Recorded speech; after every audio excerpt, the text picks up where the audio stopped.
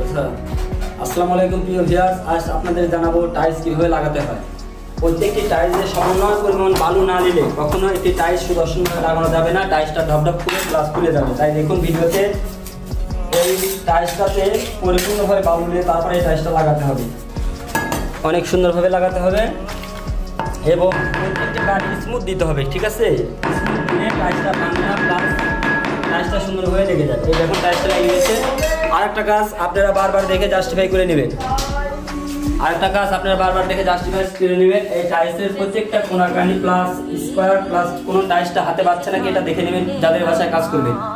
এবং টাইলসটা প্রত্যেকটা কোণাতে আপনারা ঠোকা দিয়ে দিয়ে দেখে নেবেন। কোনো টাইলস যদি বালির কোণা ফাঁকা থাকে তাহলে আপনার টাইলসটা অবশ্যই নরমাল হবে এবং কোনো ভারী যন্ত্র যদি বাড়ি লাগে সেটা ভেঙে যাবে। তাই প্রত্যেকটি টাইলস দেখে নেবেন এবং কাজটা সুদক্ষভাবে করে নেবেন এবং সুদস্ত কারিগর দ্বারাই করে নেবেন। আর এই নতুন নতুন ভিডিও দেখার জন্য আমার চ্যানেলটাকে অবশ্যই সাবস্ক্রাইব করে আমার পাশে থাকবেন।